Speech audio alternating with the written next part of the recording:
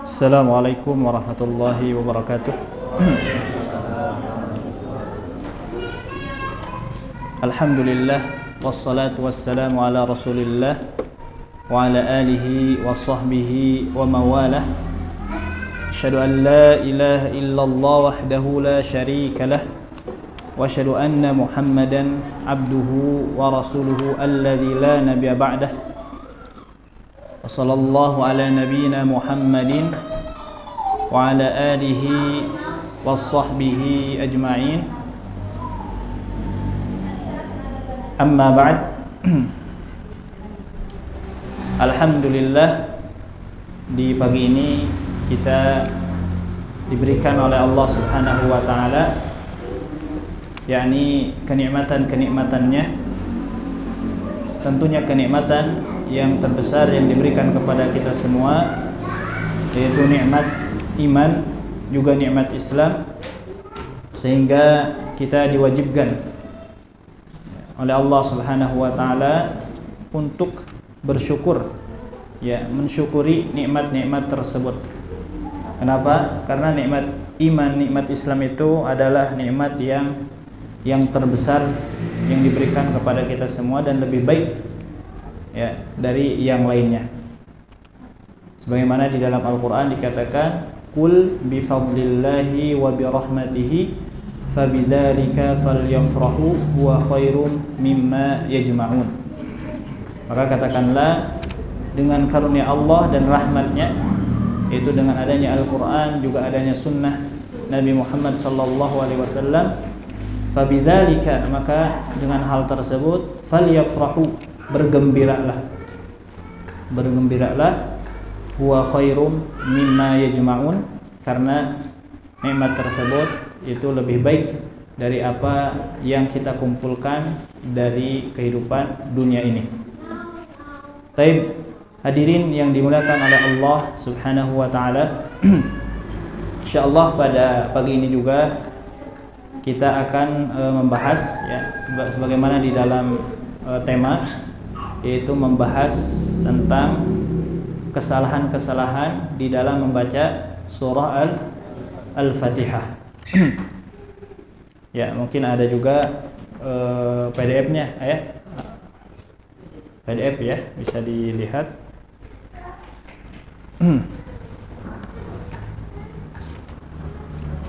Nah, itu judul kitabnya, Faidah Talaqi Surah Al-Fatihah. Faidah Talaqi Surah Al-Fatihah. Nah, sebelum ke pembahasan, mungkin ana akan menyampaikan beberapa muqaddimah, ya, tentang, ya, bagaimana Al-Qur'an disampaikan oleh Allah Subhanahu wa taala kepada nabi kita Nabi Muhammad sallallahu alaihi wasallam. Kita juga mengetahui bahwa Al-Qur'an adalah, ya, wahyu yang diturunkan oleh Allah Subhanahu wa taala kepada nabi kita Nabi Muhammad sallallahu alaihi wasallam. Dan di antara penyampaian wahyu yang disampaikan oleh malaikat Jibril kepada nabi kita, yaitu dengan proses talaqi. Ya, sebagaimana di dalam Al-Qur'an dikatakan, wa innaka latulaqqal Qur'an min ladun hakimin alim. Dan sesungguhnya kamu, wahai Muhammad, latulaqqa, benar-benar akan ditalaqikan. Ya. Al-Qur'an, apa yang ditalaqikan? Yaitu Al-Qur'anul Karim min ladun hakimin alim, yaitu dari Allah Subhanahu wa taala yang maha bijaksana dan juga maha mengetahui. Jadi proses disampaikannya wahyu kepada Nabi Muhammad sallallahu alaihi wasallam itu dengan cara at-talaqqi, ditalqinkan. Apa itu talaqqi? Ya, talaqqi itu maknanya adalah al-akhdhu. Ya. atau juga di dalam para ulama bahasa mengatakan at-talaqqi huwa al-fahmu, memahami. Jadi wa innaka latulaqqal Qur'an, ya sungguhnya engkau wahai Muhammad akan dipahamkan, ya akan disampaikan, akan diberikan ilmu. Nah gitu ya. Min ladun hakimin alim, yaitu Al-Qur'an dari Allah Subhanahu wa taala. Ya, jadi kalau ada Bapak Ibu semua mungkin pernah mendengar kata talaki, naon sih talaki teh? Nah, katanya. Maka talaki itu maknanya adalah memahami ilmu, ya, mendapatkan ilmu. Ya, berasal dari kata talaqqa, ya talaqqa talaqqiyan, yaitu bentuk masdar dari kata talaqqa, ya talaqqa talaqqiyan, yaitu memahami, ya memahami atau mengambil ilmu, menyampaikan ilmu atau mengambil ilmu. Baik. Nah itu talaqi. Ya, belajar ilmu agama secara umum semuanya ilmu agama itu harus ditempuh dengan jalur talaqi. Belajar apapun, bukan hanya belajar bacaan Al-Qur'an saja. Ya, belajar ilmu tauhid, ilmu akidah, semuanya, ya ilmu din, ilmu syar'i itu harus dicapai dengan talaqi, karena dengan adanya talaqi Al-Quran itu nanti, dengan adanya talaqi belajar kepada guru itu nanti diantaranya adalah akan menjaga ilmu tersebut, ya. Jadi ilmu itu akan murni diterima oleh kita sebagaimana yang disampaikan oleh Nabi Muhammad SAW. Juga adanya talaqi itu diantara faidahnya adalah fungsinya akan mempersingkat proses belajar. Itu talaqi. Ya. Kalau kita gambarkan misalkan Bapak Ibu ingin menuju ke satu daerah, ya, yang mana daerah tersebut kita belum tahu, ya, cara menempuhnya. Ya, maka ada beberapa cara untuk menempuh daerah tersebut. Misalkan kita ingin ke Surabaya atau ke Jakarta, ya, belum tahu cara menempuhnya. Yang pertama mungkin bisa dengan peta, ya. Zaman dulu mah dengan peta. Bisa juga ada yang memandu kita untuk menuju tempat daerah tersebut. Nah, kira-kira orang yang menuju ke tempat tersebut dengan peta, dengan yang pertama dengan peta, buku panduan, ataupun dengan yang kedua dengan ada pemandu, lebih cepat yang mana? Dengan adanya pemandu. Kenapa? Karena dengan adanya pemandu yang memandu kita ke satu daerah tersebut, nah orang tersebut yang memandu kita sudah pernah mengalami pastinya, ya. Nah gitu, sudah pernah mengalami dia berkunjung ke tempat daerah tersebut, ya. Dan hati-hati, kita memilih pemandunya yang belum pernah ke tempat daerah tersebut, kayak tersesat dua nana tersesat, ya. Kayak kasasar dua nana, lamun nu memanduna itu belum pernah ke tempat tersebut, ya. Nah, dengan adanya pemandu nanti karena orang yang tersebut sudah pernah mengalami ke tempat daerah tersebut, maka akan lebih cepat jalan yang ditempuhnya, cara naik mobil kemana, ya, lewat mana, bahkan nanti akan ada jalan pintas seperti itu, lebih cepat. Nah, gitu, adanya pemandu tersebut. Berbeda dengan kita menuju sendiri ke sana, misalkan, tanpa kita belum tahu. Bisa saja sampai. Cuma nanti, ya, di perjalanan itu pasti ada kemungkinan kita tersesat. Nah, itu gambarannya. Dengan adanya talaqi, dengan adanya pemandu, ketika kita belajar ilmu agama, ketika kita ingin melenceng keluar dari jalur, maka akan ada yang mengingatkan. Dan lebih cepat proses belajarnya. Itu dengan adanya talaqi, ya, seperti itu. Taib. Nah, Al-Qur'anul Karim tadi Anda sampaikan bahwa itu disampaikan oleh Allah Subhanahu wa taala kepada nabi kita Nabi Muhammad sallallahu alaihi wasallam dengan talaqi. Maka ada satu kaidah dari para ulama, al-aslu fi ta'limi qiraatil Qur'an wa talaqqi min afwahil ulama'i al-mutqinin. Ada yang di PDF bisa dilihat. Yaitu asal pokok dari belajar bacaan Al-Qur'an itu harus dengan jalur talaqi kepada seorang guru, harus belajar, ditalaqikan, disorogkeun bacaanna, orang Sunda namanya, bacaannya ditalaqikan, disorogkeun. Nah, seperti itu. Itu kaidah dari para ulama. Nah, Al-Qur'anul Karim ya disampaikan oleh Allah melalui perantara malaikat Jibril, yaitu diantara prosesnya itu nazalal Qur'an jumlatan ilas sama'id dunya fi lailatul qadr. Jadi Al-Qur'an diturunkan oleh Allah Subhanahu wa taala dari Baitul Izzah ke langit dunia, ya, secara keseluruhan.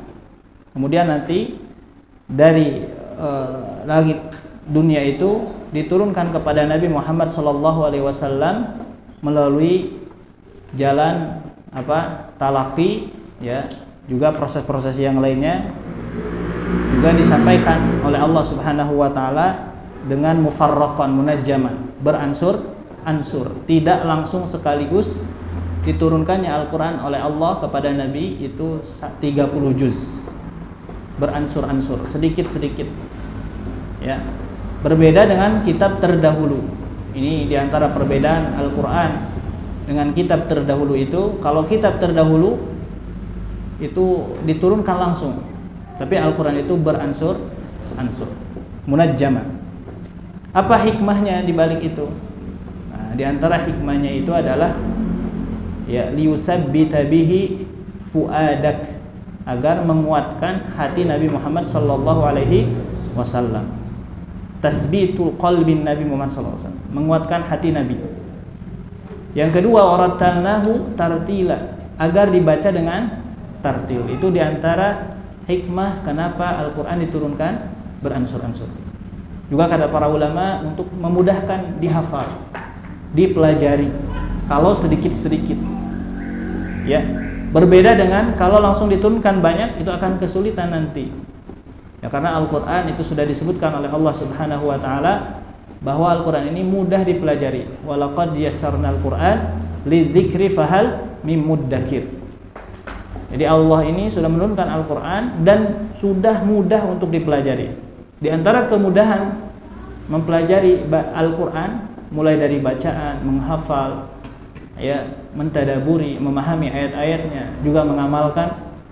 Itu di zaman sekarang kan banyak, ya, orang-orang, kita lihat orang-orang yang hafal Al-Qur'an.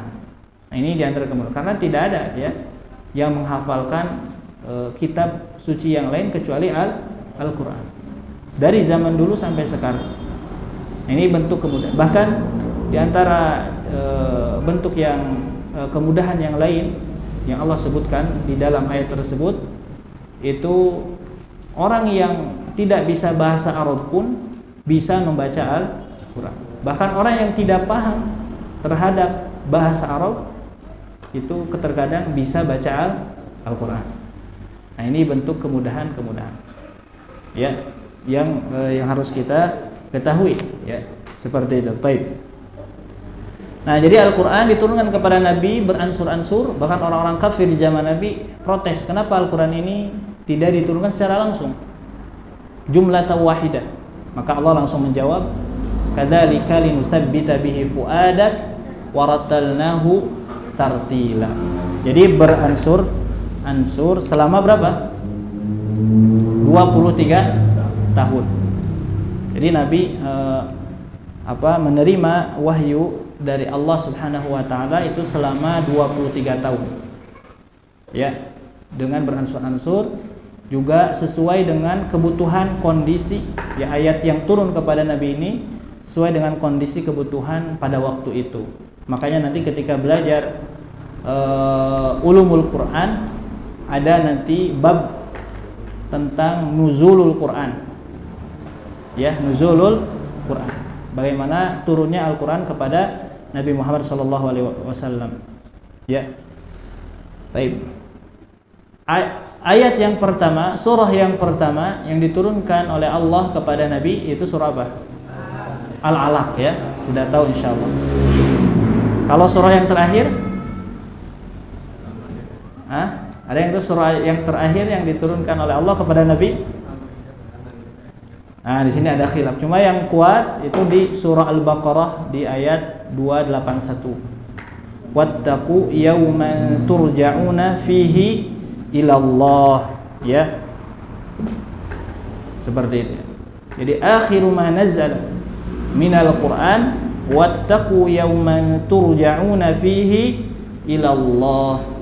Ada juga yang menyebutkan al-yauma akmaltu lakum dinakum. Ya, tapi yang kuat di antara di dalam kitab-kitab ulumul Quran itu di surah Al-Baqarah 281 sebagaimana yang dikatakan oleh Abdullah bin Abbas, juga Sa'id bin Zubair.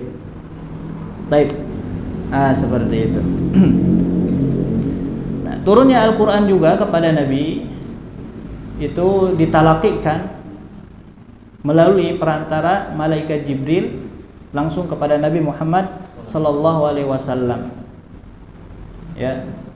Kemudian selama 23 tahun ya Al-Qur'an disampaikan. Ya, disampaikan sesuai dengan kondisi tadi.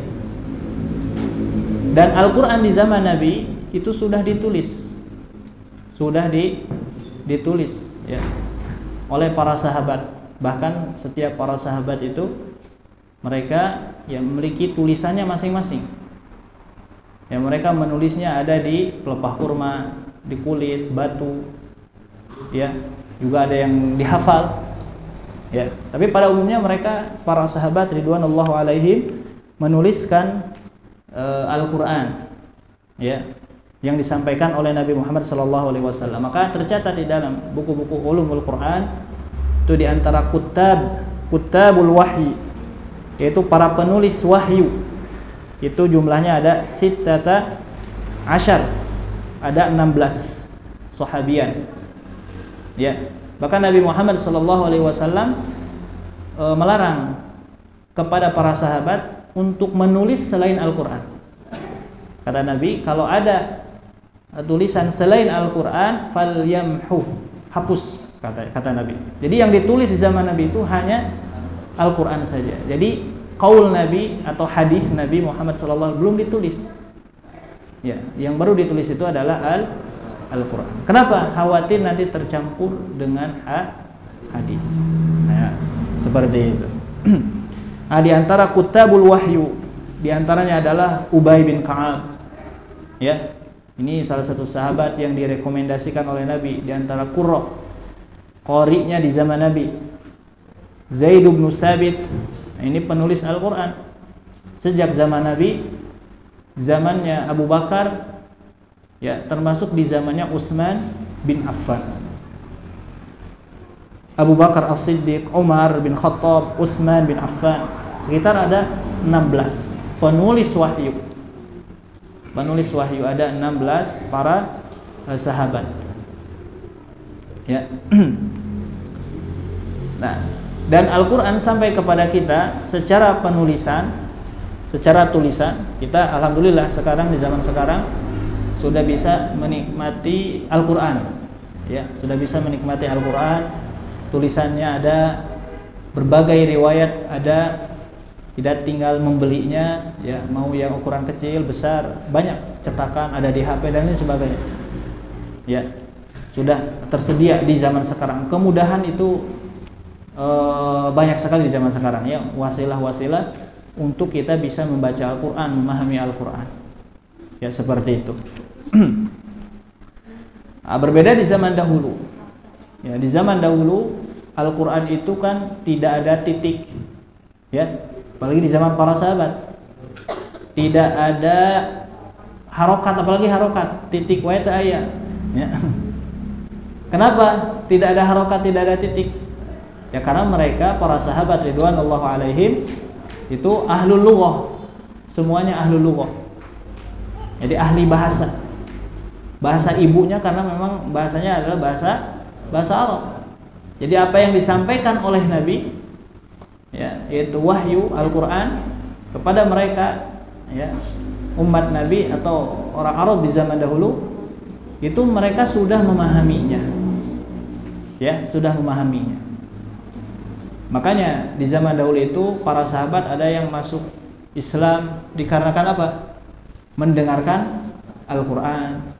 Bukan karena bacaannya saja enak didengar, bukan, tapi mereka paham terhadap apa yang disampaikan. Ya, seperti itu. Di antaranya adalah Umar bin Khattab radhiyallahu anhu. Beliau masuk Islam dikarenakan mendengar bacaan adiknya. Ya, seperti itu.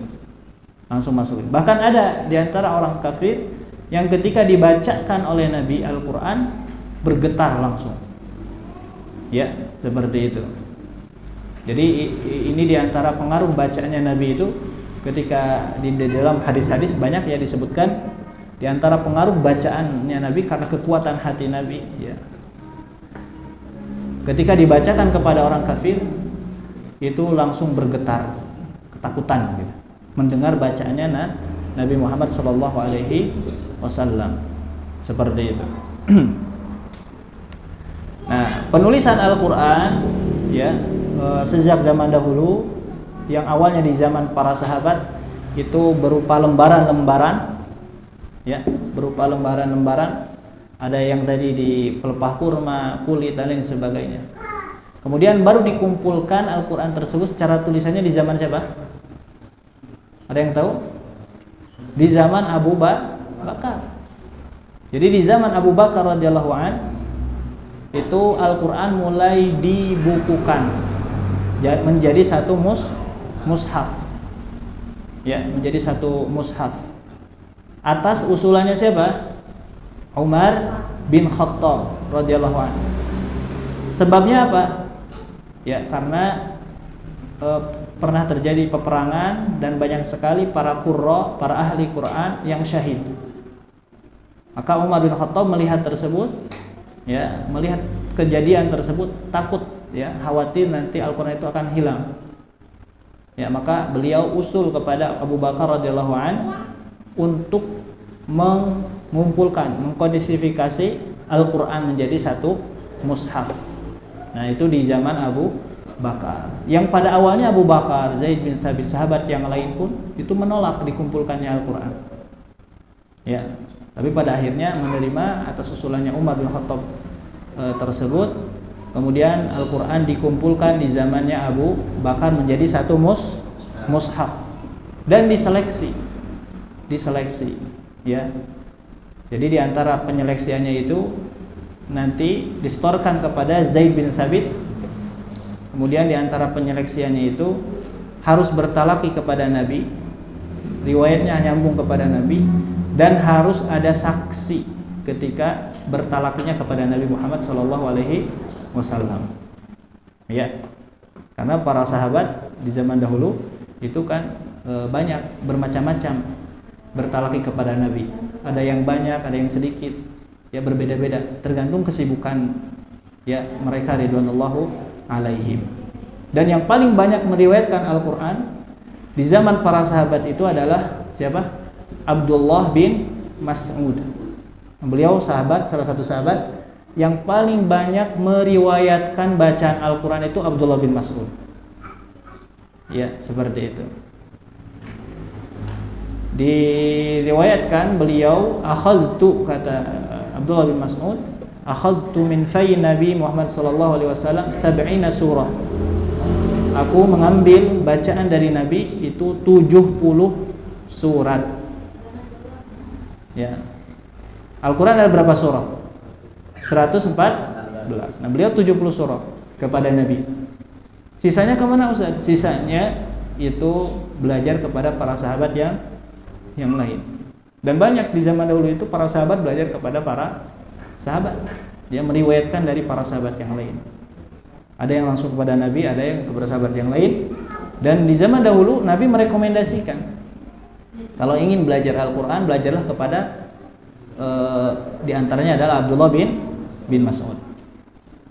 Ya, barang siapa yang ingin bacaannya itu sesegar Al-Quran itu turun kepada Nabi, semurni Al-Quran itu turun kepada Nabi, maka kata Nabi, fal yaqra ala ummi abd, maka bacalah, belajarlah Al-Quran kepada Abdullah bin Mas'ud.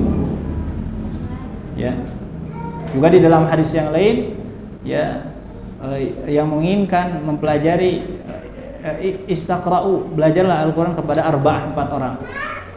Di antaranya adalah Abdullah bin Mas'ud, Ubay bin Ka'ab, Salim maula Abu Hudzaifah, ya, seperti itu. Itu di antara beberapa sejarah, ya, penulisan Al-Quran. Dan Al-Quran ini perlu kita pahami juga, hadirin yang dimuliakan Allah Subhanahu wa taala, itu dijaga dua proses penjagaannya itu, yaitu fis sudur dan fis sutur. Ya, fis sudur di dalam hafalannya para sahabat, fis sutur itu dengan tulisan, ya, dengan tulisan sampai sekarang ada. Baik, ya. Kemudian, ya, di zamannya Abu Bakar itu Al-Quran dikumpulkan menjadi satu mushaf. Nah, nanti dikumpulkan kembali, bahkan disamakan tulisannya di zamannya Utsman bin Affan radhiyallahu anhu. Nah, di zamannya Utsman bin Affan, ya, di antara penyebab Al-Quran itu dikumpulkan kembali dan juga disatukan tulisan Qurannya diseragamkan, karena zaman dahulu para sahabat menulis Al-Quran dengan tulisannya, ya, berbagai kabilah kan beda-beda, bahkan bacaan pun berbeda-beda, ya, termasuk tulisannya. Maka di zamannya Utsman bin Affan, beliau, ya, berijtihad untuk menggabungkan tulisan Al-Quran menjadi satu tulisan. Ya, apa penyebabnya? Tidak terjadi ikhtilaf antara kaum muslimin, tidak ada ikhtilaf. Ya, artinya di antara penyebabnya itu, dahulu di zamannya Utsman bin Affan banyak sekali di antara kaum muslimin yang berbeda pendapat tentang tulisannya sampai mereka pecah belah, gitu ya, seperti itu.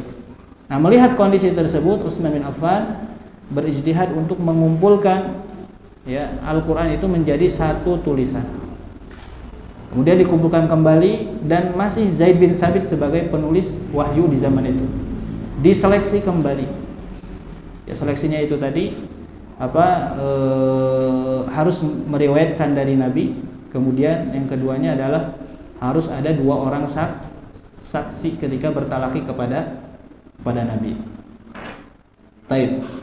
Kemudian di zaman Utsman bin Affan juga mushaf dicetak menjadi beberapa mushaf, ya, karena mushaf di zaman Abu Bakar cuma satu saja.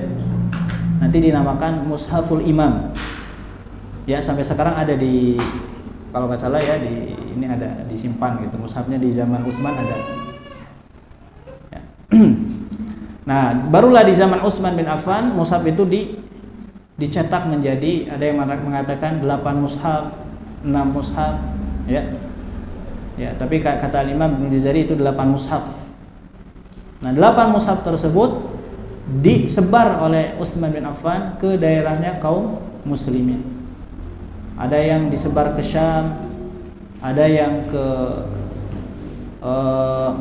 Kufah, Basrah, ya, ada yang di Madinah, di Mekah, Yaman, ya, seperti itu. Termasuk disertai dengan pengajarnya, qori-qorinya. Jadi bukan hanya menyebar mushaf saja, tapi disertai dengan pengajarnya. Karena kalau tidak disertai dengan pengajar, ya, nanti akan kesulitan, ya, mempelajari Al-Quran, akan banyak kekeliruan. Nah, di antara yang kita baca sekarang itu riwayat Hafs an Asim. Nah, kita baca Al-Quran dari Al-Fatihah sampai An-Nas di Indonesia.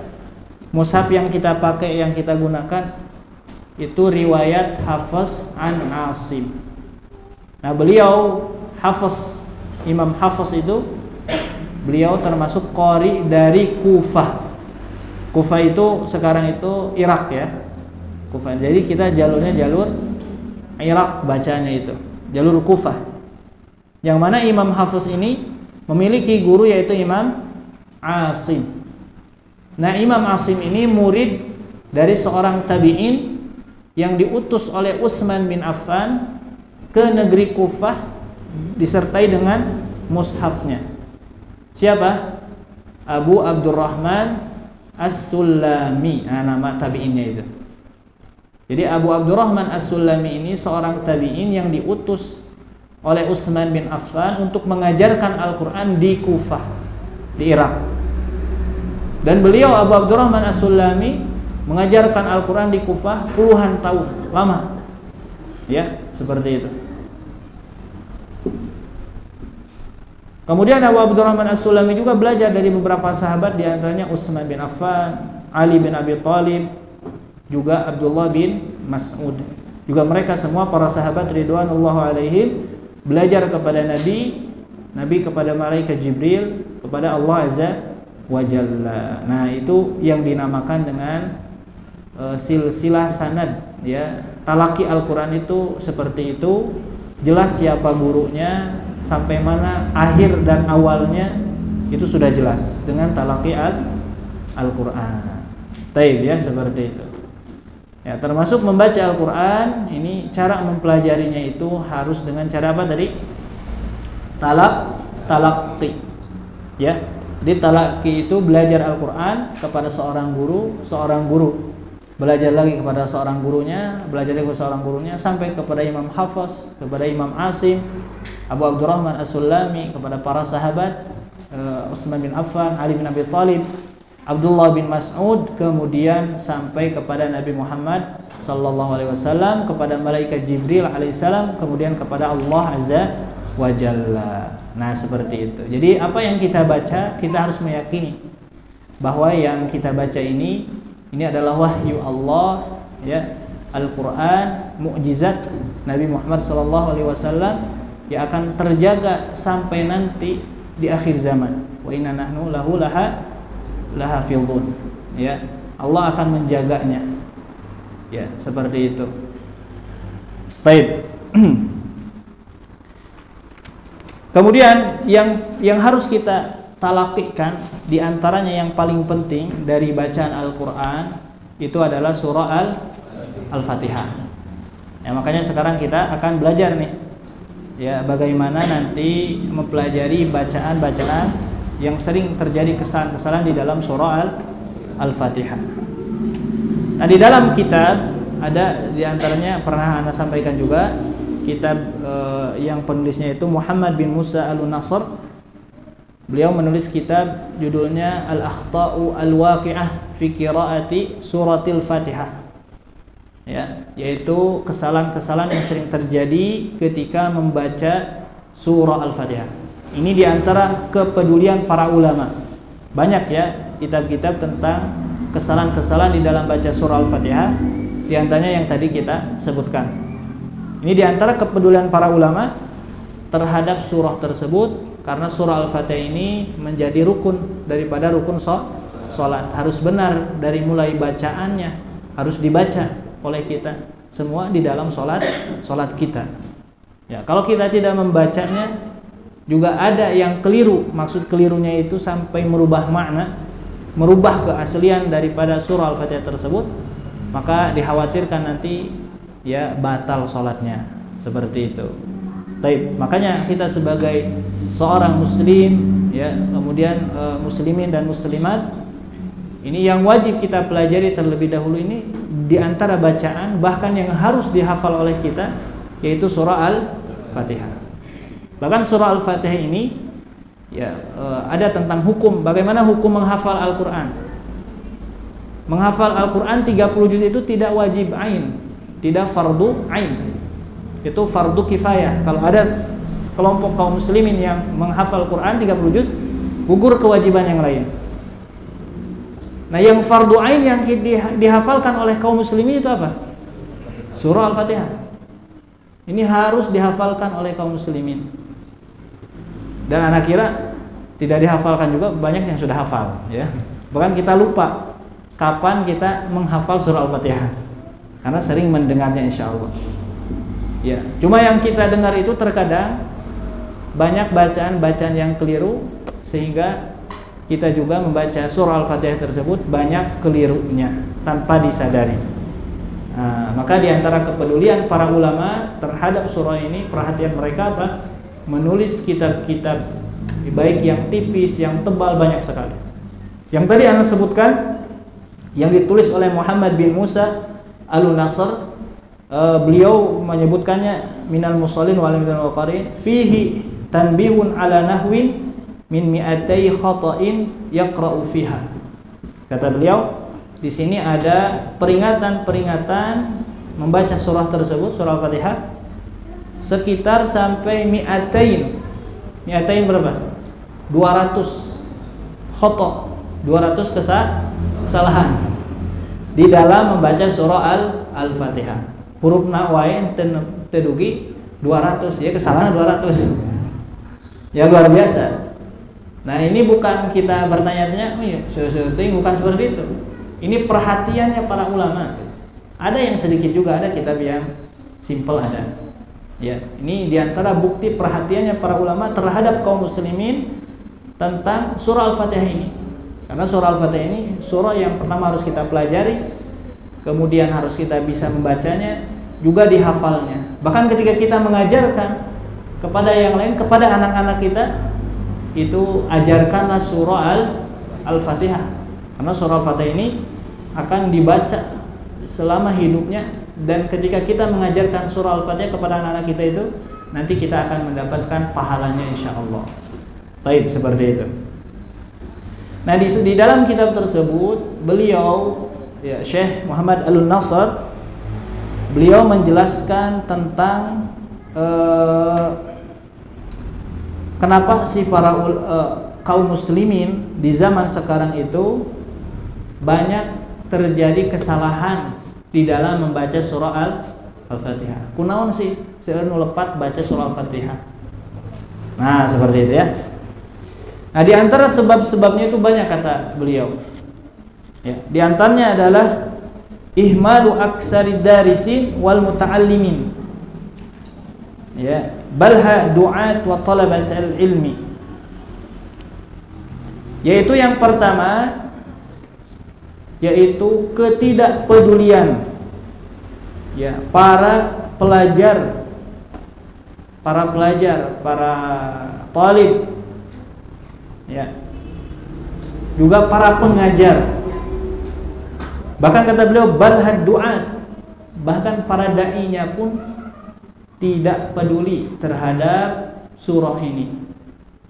Ya, maksud tidak peduli sini ya tidak sampai mengoreksi kepada murid-muridnya gimana nih surah Al-Fatihah udah benar belum? Ya, kan di dalam proses pendidikan itu, ya kita harus tahu murid-murid kita itu sudah bisa Al-Fatihah belum. Jangan sampai kita mengajarkan ilmu-ilmu yang berat, ya, padahal murid kita Al-Fatihah juga belum bisa, gitu ya. Nah, gitu. Maka seorang dai, seorang pengajar itu harus punya kepedulian terhadap kondisi murid-murid kita itu bagaimana. Ya, diantaranya adalah kita harus tahu, ya, jamaah kita itu sudah bisa baca surah Al-Fatihah atau belum. Nah, gitu ya. Nah, di sini disebutkan banyak yang tidak peduli, ya, melalaikan. Siapa yang melalaikan di sini? Semua kalangan. Mulai dari para talibnya, para pelajarnya merasa sudah bisa terkadang. Ya, merasa sudah bisa, gampang surah Al-Fatihah mah teu kudu dipelajari deui. Nah, gitu. Ya, seperti itu. Itu yang pertama ya. Atau para pengajar juga sama. Nah, buat apa mengajarkan surah Al-Fatihah? Eta mah pelajaran anak SD, TK. Nah, gitu ya, seperti itu. Kita lagi kuliah ya, kuliah mah ngajarkan kieu gitu misalnya. Nah, ini ya, karena ketidakpedulian ya kita sebagai kaum muslimin di zaman sekarang. Ya, kita cek saja, lihat. Ya, di antara kaum muslimin di lemur ieu Cikalong misalkan, kira-kira yang bisa baca Quran berapa persen? Kemudian yang bacaannya sudah baik benar Itu berapa persen lagi? Yang hafal, misalnya hafal Al-Quran apalagi, nah itu lebih sedikit lagi. Taib, ya seperti itu. Maka kita, siapa lagi kalau bukan di masjid-masjid, di halaqah-halaqah yang peduli terhadap bacaan tersebut. Kalau bukan kita, siapa lagi? Ya, karena orang lain misalkan di luar kita itu tidak peduli terhadap bacaan-bacaan seperti ini. Maka kalau bukan kita, siapa lagi? Dan kita nanti ada kewajiban untuk menyampaikan terhadap keluarga kita, masyarakat di sekitar, seperti itu, ya. Mulai yang dari kecil, semampunya kita menyampaikan ya apa saja, ya tentang di dalam dunia dakwah ini. Taib, seperti itu. Ya, di sini disebutkan di antara penyebabnya itu ya, kenapa banyak yang tidak peduli ini? Ya, banyak yang sudah mapan ya di dalam kehidupan, di dalam ilmunya, tapi bangunan di awalnya itu masih lemah gitu. Qurannya belum bisa baca, tapi sudah jadi ustadz misalkan. Ya, nah, berbeda nanti misalkan kita sudah jadi ustadz, tos S2, S3 misalkan ya, pengajar di madrasah, jadi kepala sekolah. Kemudian ingin belajar Al-Fatihah lagi, itu kan beda, akan malu terkadang. Ya, maka disebutkan di sini kata Syekh itu utlubul ilma qabla an tara'asu. Maka di antara nasihatnya itu, pelajarilah ilmu sebelum engkau menjadi seseorang gitu. Ya, seperti itu. Jadi sebelum kita menjadi seseorang, maka yang berpengaruh tentunya, maka pelajarilah ilmu dengan serius. Ya. Pelajarilah ilmu dengan serius, dari mulai bacaan, tadarruj sedikit-sedikit, menghafal Quran. Nah, sehingga kita nanti setelah menjadi orang itu, nanti bangunan di bawahnya itu kuat, gitu ya. Seperti itu. Karena tidak menutup kemungkinan orang yang tidak bisa baca Al-Quran ini, kaum muslimin itu menjadi aib di zaman sekarang. Aib ya, jadi aib. Taib itu yang pertama. Yang kedua, ya, terputusnya para pelajar talib ya di dalam proses pembelajaran bacaan Al-Quran ini. Artinya di sini tidak ada tidak konsisten di dalam belajarnya. Ya, kita baru belajar 1 kali, 2 kali, di tengah-tengah nanti kita keluar dari halaqah tersebut, ya, tidak melanjutkan proses belajar tersebut. Kenapa?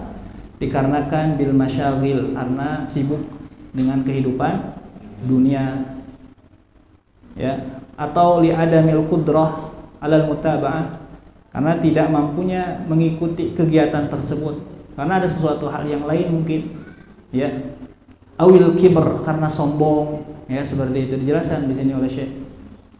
Atau juga li adami sabrihi alal mutaba'ah, tidak sabar di dalam belajar, ya, seperti itu. Ini dijelaskan oleh Syekh Muhammad Musa bin Ali Nasr.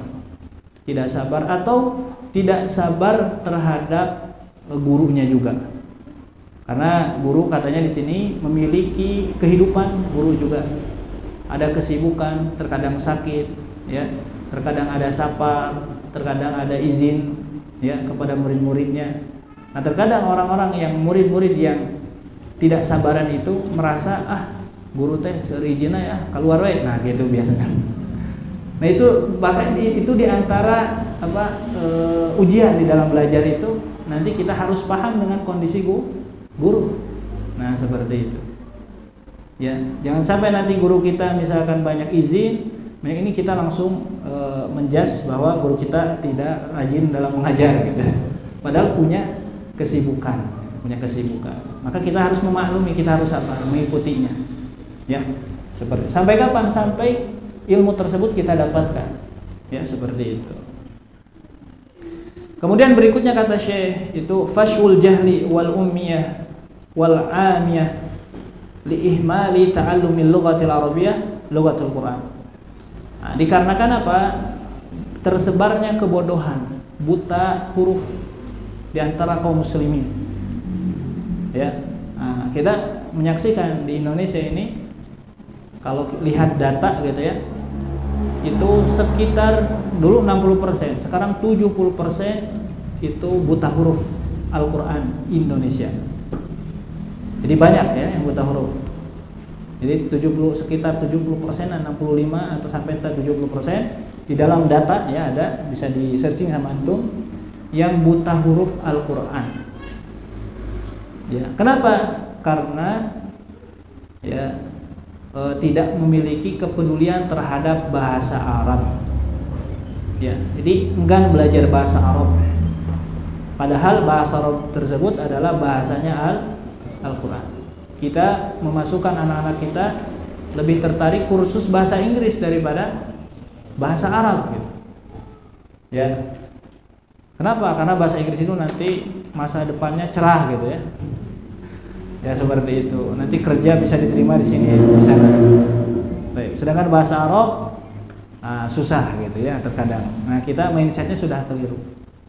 Padahal kalau kita pikirkan, kalau mereka orang-orang kafir ya, orang yang sibuk dengan dunia, mereka hanya sibuk dengan dunianya, dengan kehidupan dunianya.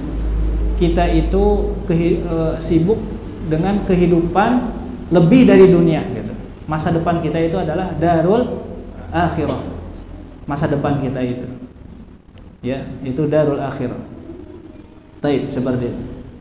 Dan itu disebutkan wal akhiratu khairu wa abqa. Ya.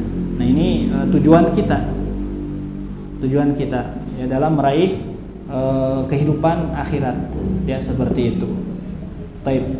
Orang yang mempelajari kehidupan dunia saja itu ingin menjadi seorang yang ahli, misalkan dia ingin menjadi seorang pilot.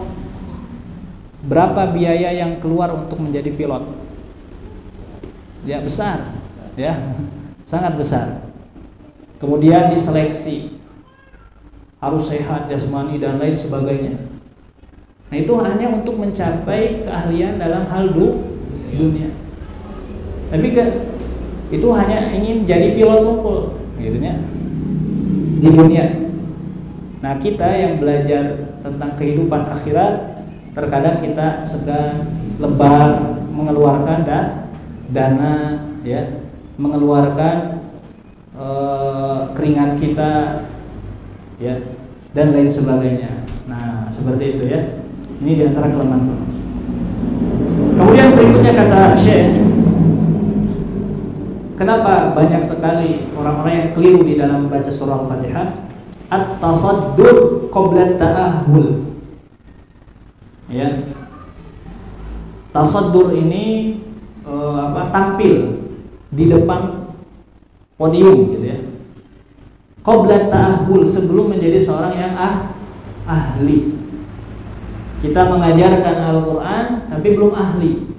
Nah, ini diantara penyebab kekacauan ya. Kenapa banyak kaum muslimin yang tidak bisa baca Al-Quran atau keliru di dalam baca Al-Quran. Jadi banyak orang-orang yang tidak ahli di dalam bidang Al-Quran, di dalam bacaan Al-Quran, sudah berani tampil di khalayak umum, medsos, media sosial, YouTube, ya di-share bacaannya, padahal bacaannya masih keliru. Nah, ini diantara penyebabnya kata Syekh. Ya, seperti itu. Ya banyak di zaman sekarang ya.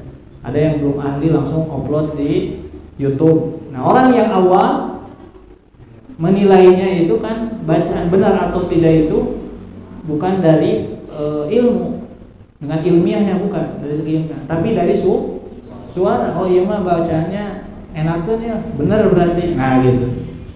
Padahal nanti benar atau tidak itu bukan dari bunyi suaranya indah atau tidak. Benar atau tidak itu dilihat dari ketepatan, kesesuaian dengan apa yang dicontohkan oleh Nabi Muhammad SAW, yang diajarkan para sahabat, tabi'in, sampai kepada kita dengan jalur talaqi tadi. Gimana cara membaca huruf hamzah, ba, ta, sa, membaca gunnah, ya, memanjangkan mad. Nah, ini harus ditempuh jalan tersebut. Ya, seperti. Nah, ini diantara penyebabnya. Kemudian juga kata Syekh itu di sini, banyak yang tasahul, bermudah-mudahan fil ijazah, di dalam memberikan ijazah Quran, tasahul, bermudah-mudahan. Jadi murid kita belum bisa bacaan Al-Quran dengan baik dan benar, langsung diberikan ijazah. Oh, antum sudah saatnya mengajar. Padahal belum bisa baca Al-Quran dengan baik dan benar. Ya. Dan sekarang ini bermudah-mudahan di dalam ijazah ini bukan hanya di dalam Al-Quran, ya. Ya, sekarang kan mudah, ya, ingin kuliah misalkan S1 singkat kan ada sekarang itu. Yang singkat ada, langsung dapat ijazah S1. Makanya lihat kekacauannya di kita. Orang nutos S1 belum tentu ahli kan. Nah, zaman dulu lulusan SMA itu terus bisa ngajar. Zaman sekarang lulusan S1 bahkan S2 ya belum bisa. Nah, sebenarnya kenapa? Karena bermudah-mudahan di dalam memberikan ijazah tersebut. Ya, kalau zaman dulu kan sebelum bisa ya itu naik kelas gitu ya. Nah, seperti itu. Baik. Nah, makanya kita sebagai guru kita harus mendidik anak didik kita ya sampai ya bisa baca Al-Quran dengan baik dan benar. Kemudian berikutnya kata Syekh itu iftitanun nas bi ashabil aswatil jamilah.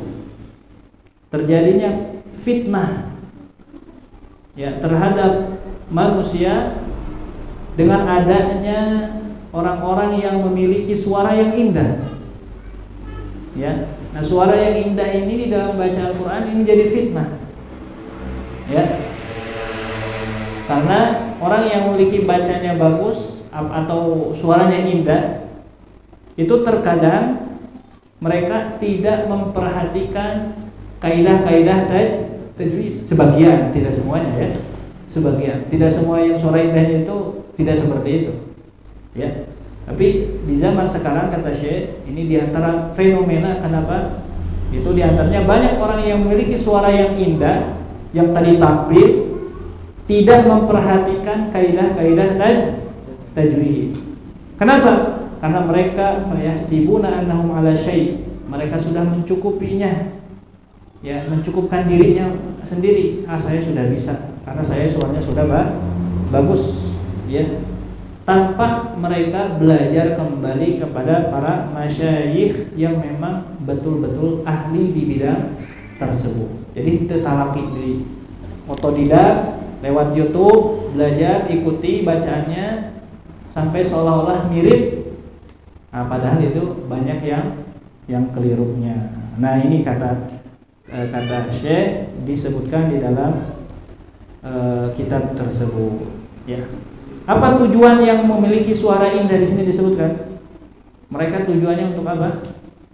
Wa huwa i'jabun nas bihim, agar ya mendapatkan pujian-pujian manusia, agar mereka takjub. Oh, bagus bacaannya. Itu tujuan mereka. Ya, seperti itu. Bukan ilmiah, bukan ilmu yang dikedepankan, tapi keindahan-keindahan tersebut. Ya, seperti itu. Baik. Ini mungkin ya yang disampaikan oleh Syekh Muhammad bin Musa Al-Nasr, ya, fenomena yang terjadi. Kenapa di antara kaum muslimin itu banyak yang tidak mempedulikan, banyak yang salah keliru di dalam membaca Al-Qur'anul Karim. Ya, seperti itu. Baik. Kita langsung saja masuk ke dalam surah Al-Fatihah, ya. Dugi kajang seberapa itu eta? 11.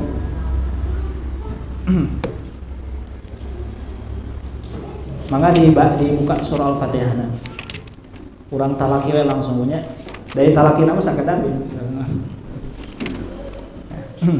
Langsung praktek. Nah, kalau di PDF nanti Anda jelaskan di sana beberapa faidah-faidah bertalaki, ya. Tapi barusan mana tidak rinci dijelaskan. Sebagian sudah dijelaskan. Tapi buka surah Al-Fatihah, ini adalah surah yang pertama, ya, di dalam urutan mushaf yang jumlahnya itu ada 7 7 ayat ya. Ayat pertamanya yaitu basmalah, ayat terakhirnya adalah siratal ladzina an'amta 'alaihim ghairil maghdubi 'alaihim waladdallin. Ya, meskipun nanti para ahli qiraat berbeda pendapat letak ayatnya di mana. Ya, ada yang menjadikan basmalah ini ayat pertama, ada yang tidak. Nah, di dalam riwayat Hafs an Asim yang kita pelajari, basmalah menjadi ayat pertama. Ya, menjadi ayat pertama dari bagian di dalam surah Al-Fatihah. Ya, 7 ayat. Termasuk juga surah Makkiyah. Ya, surah Makkiyah itu adalah surah yang diturunkan oleh Allah kepada Nabi sebelum Nabi hijrah. Nah, itu Makkiyah. Kalau Madaniyah setelah Nabi hijrah. Ya, jadi setelah Nabi hijrah, ya, ayat-ayat Al-Quran ini, surah Al-Fatihah tentunya ayat Madaniyah itu dinamakan dengan Madaniyah. Ya. Kemudian surah Al-Fatihah juga ini dari segi tertib urutan surah ini surah yang pertama ya. Sedangkan tartibuha fin nuzul, turunnya kepada Nabi itu surah yang kelima setelah dari surah Al-Alaq. Nah, Al-Fatihah ini kelima, urutannya kelima diturunkan oleh Allah kepada Nabi Muhammad SAW. Jadi berbeda tartib nuzul dengan tartib mushaf. Tartib mushaf. Tartib mushaf yang ada sekarang diajarkan oleh Nabi. Al-Fatihah dulu, Al-Baqarah, Al-Imran diajarkan sampai surah An-Nas. Karena itulah Al-Quran yang ada di Lauhil Mahfuz. Seperti itu. Adapun tartib nuzul diturunkan kepada Nabi sesuai dengan kondisinya. Ya. Terjadi satu kejadian turun ayat ini.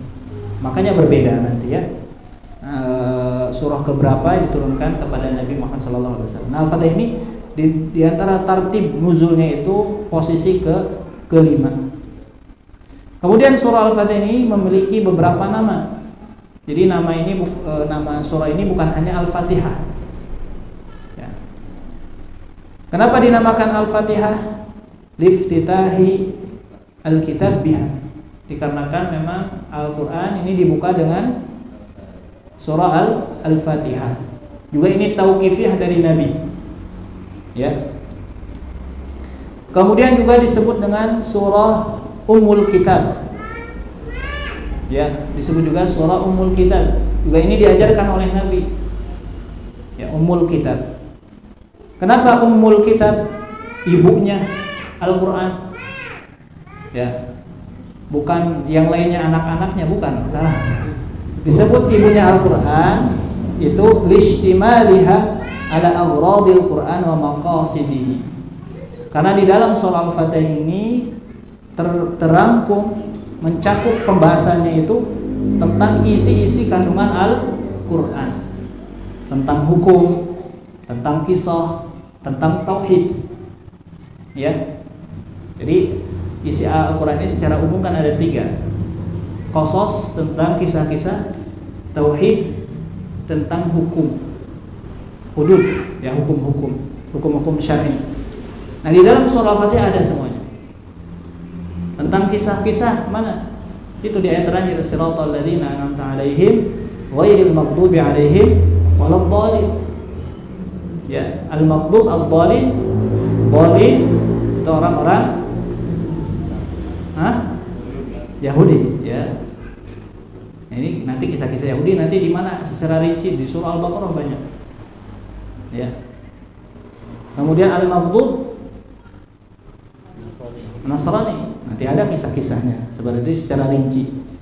Kemudian orang-orang yang siddiqin, mujahidin di mana? An'amta 'alaihim. Ya, seperti itu. Nah, ini tentang kisah ada. Ya. Tentang tauhid, apalagi dalam surah Al-Fatihah ini banyak tentang ketauhidan. Ya, dari mulai asma wa sifat ya, rububiyah, uluhiyah ada semua. Tentang hukum juga sama. Iyyaka na'budu wa iyyaka nasta'in, tentang hukum-hukum di sana. ya, di mana nanti kita beribadah, ada hukum-hukumnya dan lain sebagainya. Baik. Jadi disebut Ummul Quran, induknya Al-Quran ini pemahamannya bukan surah yang lain jadi anak-anaknya, bukan, tapi karena di dalam surah Al-Fatihah mencakup ya rangkuman isi dari Al-Quran. Kemudian juga disebut surah Al-Quranul Azim. Ya, Nabi pernah mengajarkan kepada sahabat ini akan mengajarkan surah yang agung. Disebut suratul Quranil Azim. Jadi boleh menyebut surah tersebut Al-Fatihah, Ummul Quran, surah Al-Quranul Azim boleh. Ya, ini diceritakan nanti ya oleh Nabi, aku akan mengajarkan surah yang paling a'zam kepada para sahabat. Yaitu surah yang a'zam ini diantaranya yaitu surah Al-Fatihah, yaitu Al-Fatihah. Ini tauqifiyah juga dari Nabi. Kemudian juga disebut suratul Hamd, Alhamdu, surah Alhamdu. Jadi ente salahnya baca surah Alhamdu. Nah ini karena memang ada di dalam literatur kitab-kitab ulumul Quran ada. Namun untuk ayat tong di nya. Tong di karang-karang. Nah itu tauqifiyah dari Nabi. Karena Nabi pernah menyampaikan ya, di antaranya mengawali surah Fatihah itu langsung dengan alhamdulillahirabbil alamin. Bahkan juga disebut suratus shalah. Suratus shalah. Surah salat. Ini juga tauqifiyah dari Nabi. Kenapa? Karena wujubi qiraatiha fis shalah li tawaqqufi sihhatiha 'alaiha.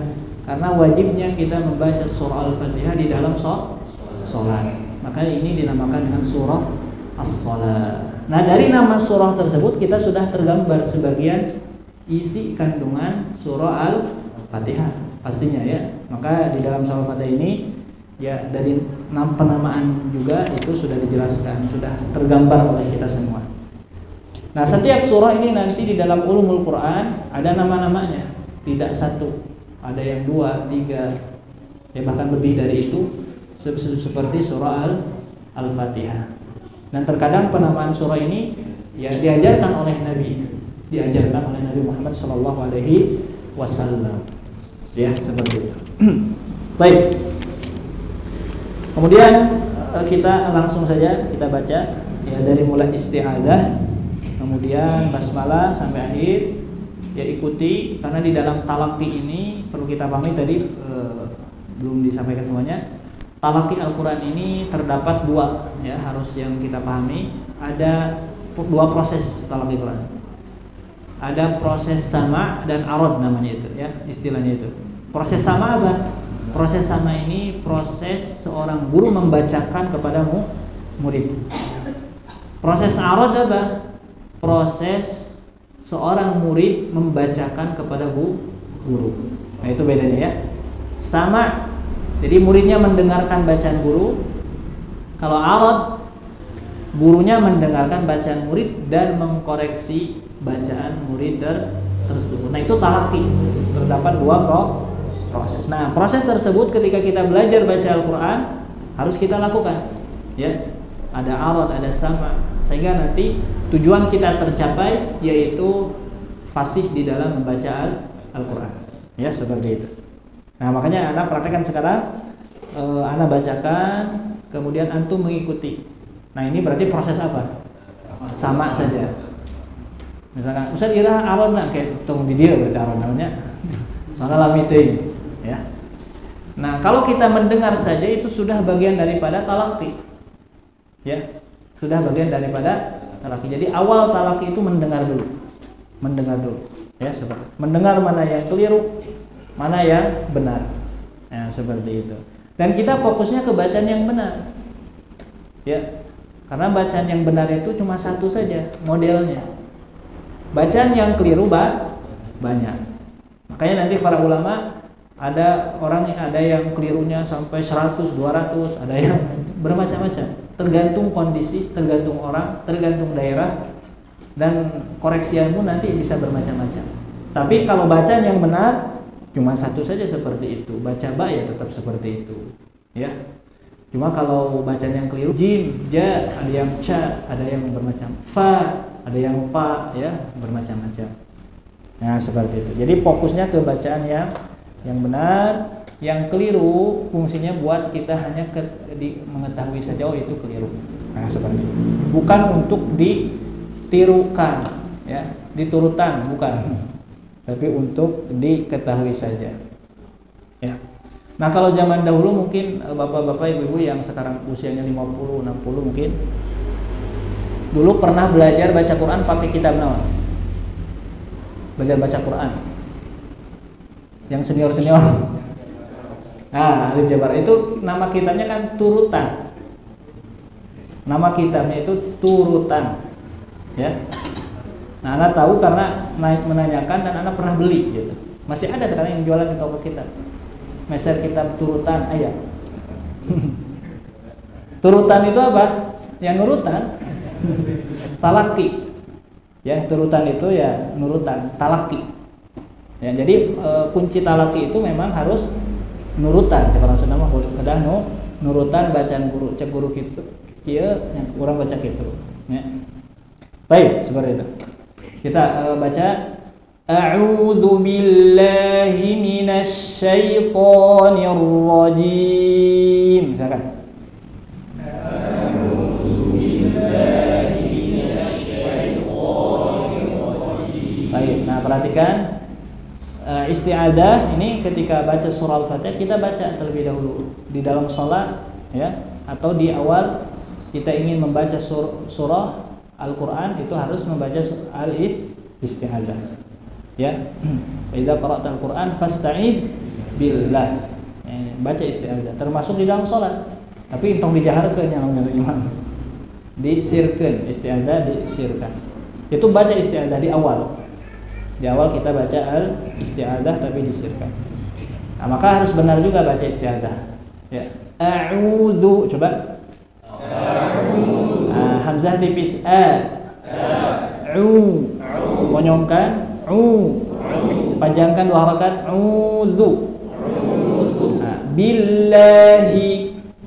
Nah, nanti kalau kita belajar baca Al-Quran nanti ada istilah tebal tipis, yaitu nanti ada istilah-istilah demikian. Kemudian minasyaitoni nirrajim. Ulang bareng-bareng. A'udzu billahi minasy syaithanir rajim. Silakan. A'udzu billahi minasy syaithanir rajim. Nah, gitu ya. Bismillahirrahmanirrahim. Silakan. Bismillahirrahmanirrahim. Ar-Rahim. Nah, ini hati-hati huruf H, hanya di tengah tenggorokan. Him.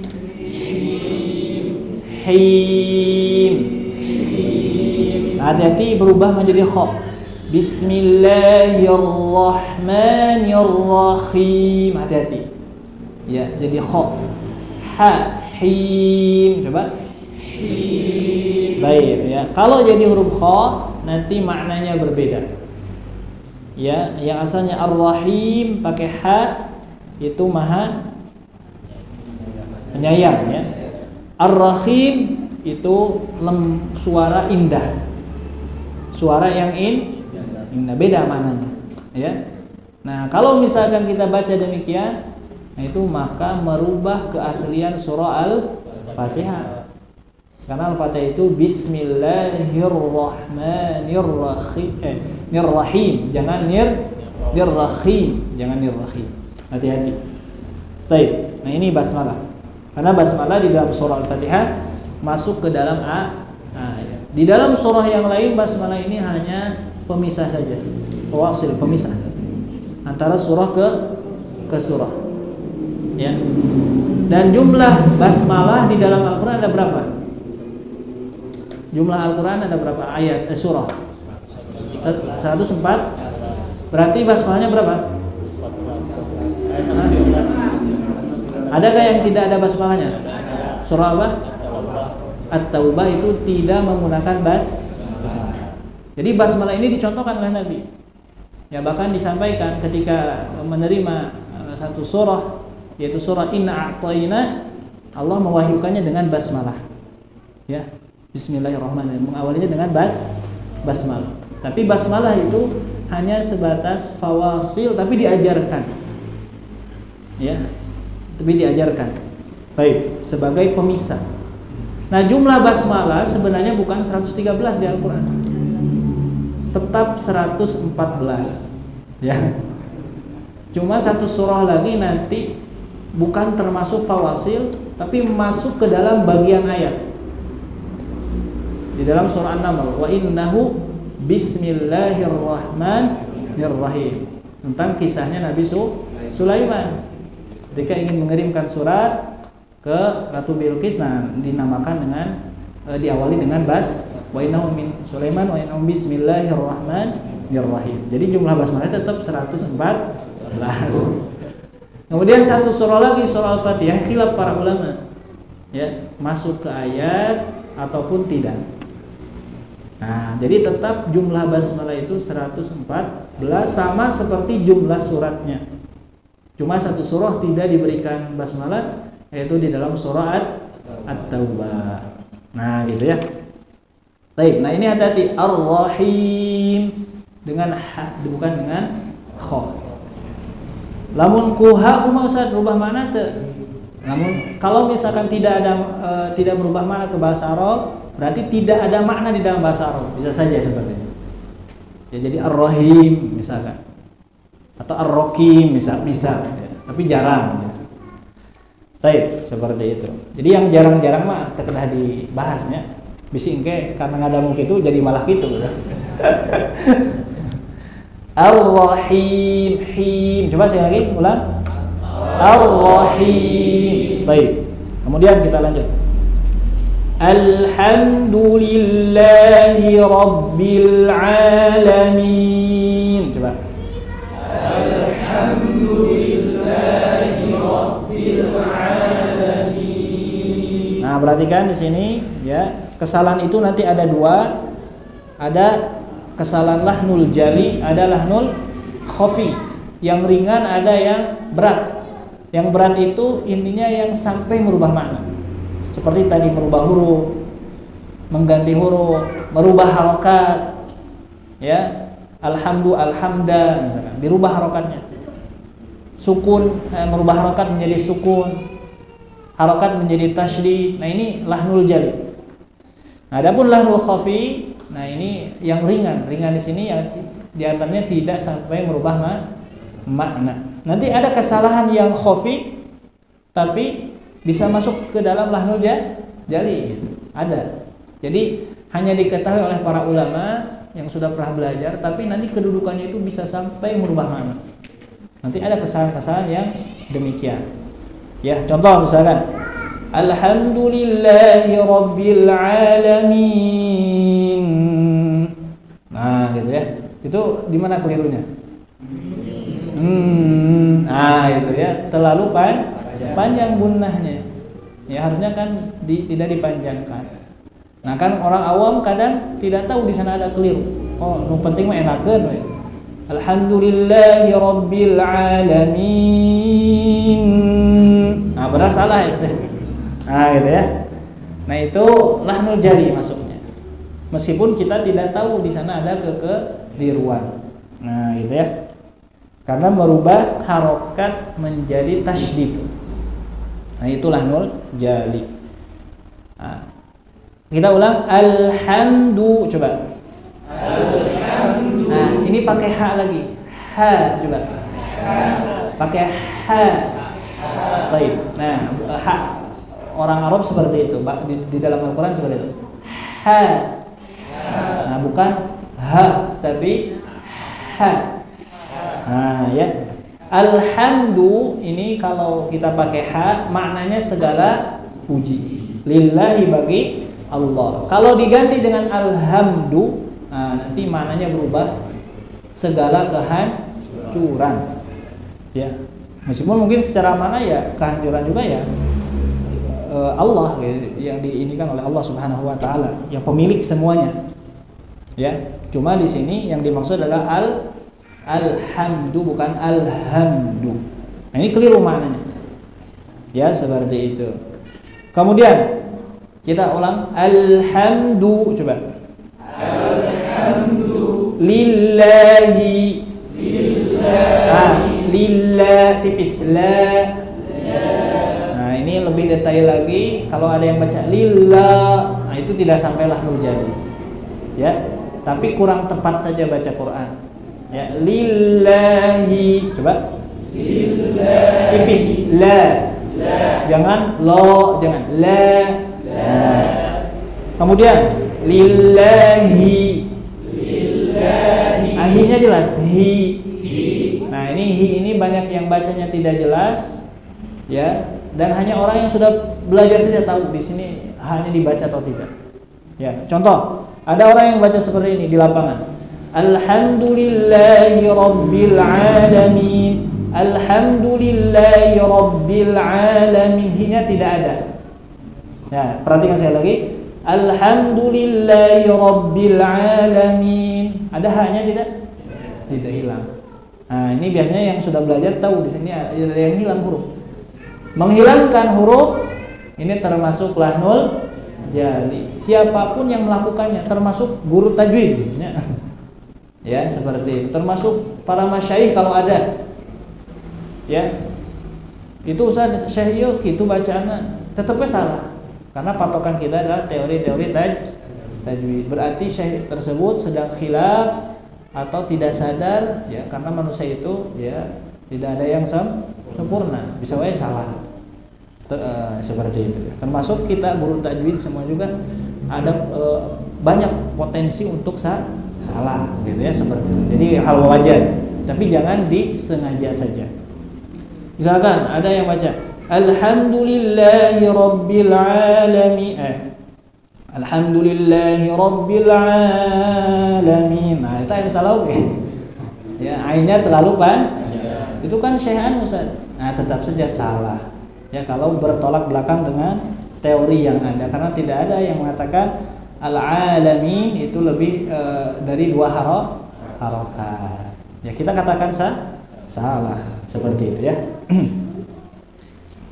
Rabbil alamin. Coba. Rabbil alamin. Pakai ain. Alamin. Alamin. Nah, kemudian nunnya tadi jangan terlalu banyak. Min. Nah, jangan. Min. Coba. Min. Ulang sekali ya. Alhamdulillahi rabbil alamin. Alhamdulillahi rabbil alamin. Ar-Rahmanir Rahim. Ar-Rahmanir Rahim. Arabnya ada getaran. Ar-Rah. Nah, jangan sampai membuang getaran. Jadi Ar-Rahmanir Rahim. Nah, jangan. Ya. Ar-Rahmanir Rahim. Coba. Ar-Rahmanir Rahim. Nah, ya. Kemudian hanya roh. Nah, sekali lagi ini juga harus benar. Roh. Baik, harus benar hurufnya. Kemudian nanti ngalir tidak usah ngalir. Ngalir tidaknya itu nanti tidak termasuk lahnul jali nanti kalau keliru. Ya, seperti itu. Misalkan Ar-Rahmanir Rahim, Rahmanir Rahim. Nah, itu tidak sampai masuk lahnul jali, ya. Tapi harus ditunaikan kalau kita nanti ketika bertalaki enggak pilih-pilih lahnul jali, khafi, itu guru biasanya ngoreksi, ya, enggak pilih-pilih. Nah, gitu ya. Kalau kita talaki beda lagi. Nah, itu untuk pembahasan hukum ya, nanti ada dua, jali dan khafi. Jali kalau dilakukan haram. Khafi dilakukan makruh. Itu pun dilakukan secara sengaja. Kita sudah bisa dilakukan. Ya, kalau lagi belajar, proses belajar gimana? terjadi kesalahan, ya tidak mengapa. Kata Nabi juga apa? Orang yang baca Al-Quran terbata-bata, berat mengucapkan hurufnya, banyak yang kelirunya, lahu ajron, 2 pahala. Tapi sedang belajar.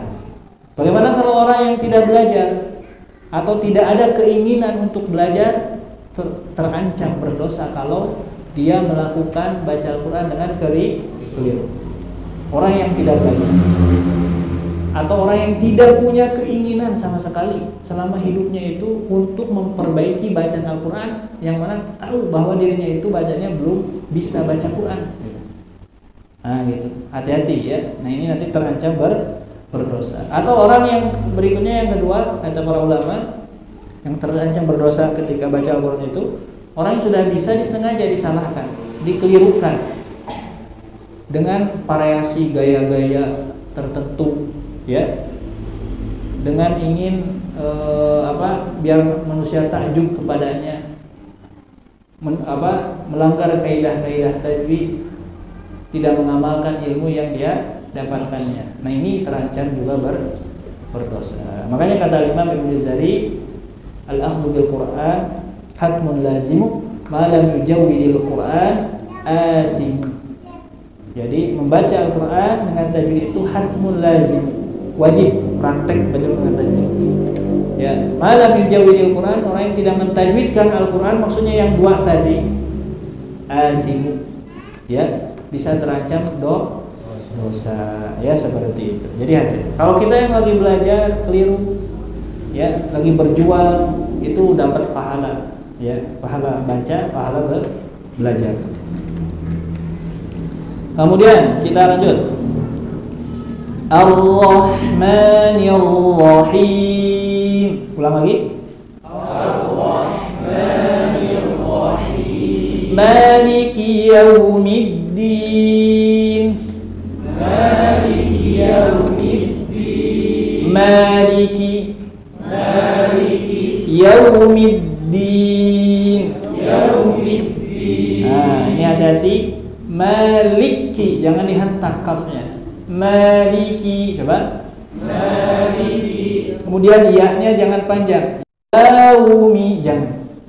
Nah, yaumi panjang itu, ya-nya jadi panjang 2 harakat. Gimana bacanya? Ya. Yaumi. Nah, gitu. Kemudian kalau orang Sunda kadang yau. Nah, ada yang yau. Nah, gitu ya.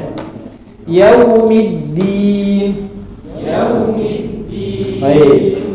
Nah, ad-din. Nah, ini yaumiddin tafsirnya ke apa? Yaumul jaza. Yaumul qiyamah tafsirnya itu. Ya. Nah, kalau ad-din nanti dirubah menjadi at-tin, jadi huruf ta. Maliki yaumiddin. At-tin apa? Buah tin. Hati-hati ya. Jadi buah tin. Jadi hari buah tin artinya. Ya. Nah, ini hati-hati. Ad-din pakai dal. Da coba. Da. Nah, gitu. Yang tepat da. Orang Sunda banyak yang kurang tepat. Banyak yang bacanya da. Nah, gitu. Yaumiddin. Nah, gitu. Nah, itu dikatakan kurang tepat. Ya, meskipun mirip tapi kurang tepat. Ya, sebisanya sampai seperti tadi. Yaumiddin. Nah, gitu. Di mana makhrajnya? Diajarkan oleh para ulama, ujung lidah bertemu dengan pangkal gigi seri atas. Coba. Din, coba. Ad-din. Nah, dalnya orang Sunda itu ke belakang, bukan ke pangkal gigi seri atas. Ya, contoh misalkan kita mengucapkan di dapur. Da, di pangkernya kalangi-kalangi. Ya. Orang kadapur, dapur. Nah, di belakang, bukan di da. Orang Arab itu da. Bukan da, tapi da. Nah, gitu ya. Itu ditempatkan lagi. Kalau atin, parah ya, tempat parah bisa. Ya, adin tepati parah kayaknya. Coba kalau ke atin itu parah ya, seperti itu. Bahkan di Jawa Anda pernah dengar ya, lagi sholat alhamdulillahirabbil alamin itu ngalamin.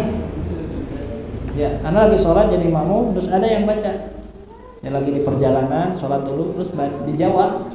Bacanya alhamdulillahirabbil alamin. Nah, jadi ngalamin. Ya. Allahu a'lam, mungkin nanti tiap daerah beda-beda ya. Nah, ini diantara kesalahan-kesalahan yang sering terjadi.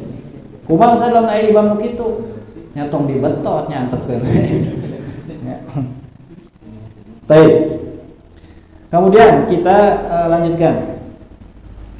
Iyyaka na'budu wa iyyaka nasta'in. Maka Iyyaka na'budu wa iyyaka nasta'in. Perhatikan lafadiyahnya tasydid. Iyyaka harus dengan tasydid. Ya. Wa iyyaka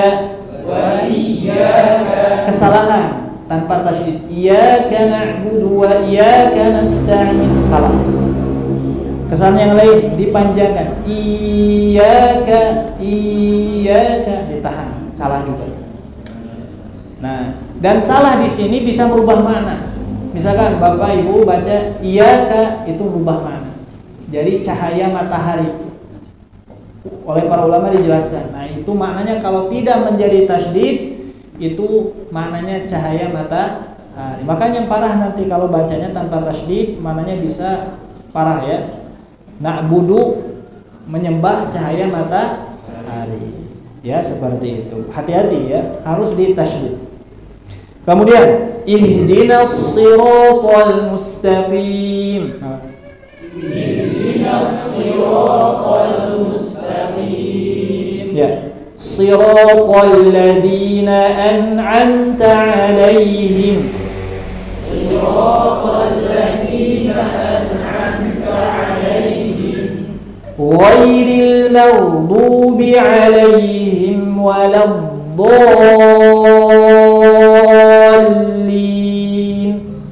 Ghairil maghdubi 'alaihim waladdallin. Baik, nah itu mungkin untuk pertemuan hari ini cukup ya. Talaqi surah Al-Fatihah, beberapa kesalahan yang tadi Anda sebutkan baru sedikit ya.